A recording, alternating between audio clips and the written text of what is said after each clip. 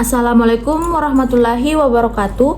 Saya Fatia Aini Marfa, mahasiswa fisioterapi angkatan 2023 Universitas Negeri Makassar, akan mempresentasikan mengenai obat asiklovir selaku tugas mata kuliah biomedik dari Bapak Hairul Fadli Mohtar Lutfi M, S.Pharm M Biomed.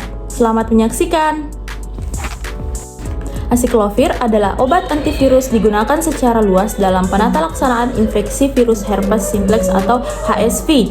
Obat ini telah mendapat persetujuan dari FDA Food and Drug Administration atau Badan Pengawas Obat untuk mengobati herpes genital dan encephalitis HSV. Asiklovir juga digunakan dalam pengobatan varicella, infeksi herpes zoster, serta pencegahan kekambuhan herpes simplex. Asiklovir juga direkomendasikan pada pasien imunokompromis seperti pasien HIV atau pengobatan infeksi herpes simplex berat, herpes genital derajat berat, dan infeksi herpes zoster mukokutan.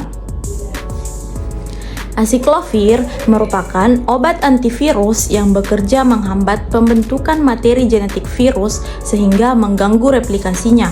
Dengan begitu, sistem kekebalan tubuh bisa bekerja secara lebih optimal untuk mengatasi infeksi virus. Obat ini tersedia dalam bentuk sediaan oral, topikal, dan intravena. Pemberian asiklovir secara parenteral sebisa mungkin dihindari karena beresiko sebabkan efek samping nefrotoksisitas seperti gagal ginjal akut. Selanjutnya, mengenai indikasi asiklovir adalah agen yang digunakan untuk mengobati infeksi yang disebabkan oleh virus herpes simplex atau HSV. Disetujui FDA untuk mengobati herpes genital dan encephalitis HSV. Indikasi yang tidak disetujui oleh FDA adalah HSV mukokutan, herpes zoster, dan varicella zoster. Asiklovir adalah pengobatan lini pertama untuk encephalitis HSV. Saat ini tidak ada obat lain yang diindikasikan untuk mengatasi kondisi ini. Meskipun asiklovir telah digunakan dalam jangka panjang untuk mengobati encephalitis HSV, belum ada tinjauan sistematis mengenai kemanjuran kombinasi penyakit atau pengobatan ini. Tinjauan sistematis yang membahas keamanan dan kemanjuran obat ini masih terus dilakukan, dengan hasil utama adalah angka kematian. Ukuran hasil sekunder adalah kualitas hidup. Selanjutnya, indikasi pada pasien dengan Human Immunodeficiency Virus atau HIV. Asiklovir kadang-kadang digunakan untuk mengobati eksim herpeticum. Ini juga digunakan untuk mencegah infeksi pada kulit, mata, hidung, dan mulut. Eksim herpeticum jarang terjadi tetapi berkembang pesat jika tidak diobati. Mereka yang mengalami keterlibatan luas gejala sistemik atau penurunan asupan oral harus menjalani pengobatan asiklovir intravena. Asiklovir juga mengobati leukoplakia berbulu mulut. Asiklovir telah terbukti berguna dalam mengobati mielopati akibat infeksi varicella zoster.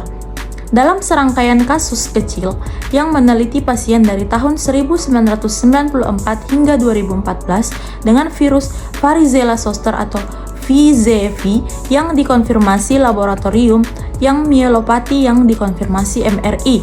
Perbaikan gejala yang nyata adalah hasil pada sebagian besar pasien dalam waktu 2 bulan. Selanjutnya, farmakokinetik. Farmakokinetik asiklovir meliputi absorpsi yang cukup buruk di gastrointestinal yang kemudian didistribusi dalam jaringan dan cairan tubuh. Asiklovir selanjutnya dimetabolisme dan kemudian diekstraksikan melalui filtrasi glomerulus dan sekresi tubulus ginjal. Yang pertama, absorpsi.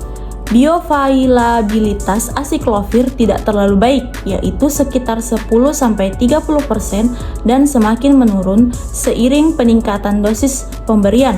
Asiklovir diserap secara buruk dari traktus gastrointestinal. Sediaan topikal dapat diserap dalam jumlah kecil. Yang kedua, distribusi. Asiklovir terdistribusi dengan baik dalam jaringan dan cairan tubuh, termasuk cairan cerebrospinal. Volume distribusi adalah 0,8 liter per kilo atau 63,6 liter. Sekitar 9 hingga 33% yang berikatan dengan protein plasma. Kemudian, yang ketiga yaitu metabolisme. Asiklofir sebagian kecil dimetabolisme di hati.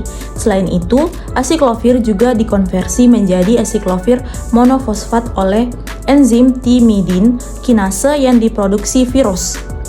Yang keempat, eliminasi. Waktu paru eliminasi asiklofir adalah 2,5 sampai 3,3 jam pada pasien dengan fungsi ginjal normal. Waktu paru pada pasien anuria adalah 19,5 jam. Hemodialis mengeliminasi 33-60% obat ini. Dialisis peritoneal hanya mengeliminasi dalam jumlah sangat sedikit. Asiklofir diekskresikan melalui filtrasi glomerulus dan sekresi tubulus ginjal. Ekskresi mayoritas dalam bentuk utuh. Kurang dari 15% ekskresi dalam bentuk metabolit, yaitu 9-karboksi metoksi metil guanina. Selanjutnya, farmakodinamik. Farmakodinamik asiklofir dimulai saat asiklofir masuk ke dalam sel, kemudian dikonversi menjadi asiklofir monofosfat oleh enzim timidin kinase yang diproduksi virus. Hal inilah yang menjelaskan bagaimana asiklofir dapat bersifat selektif dan tidak mengganggu replikasi sel normal.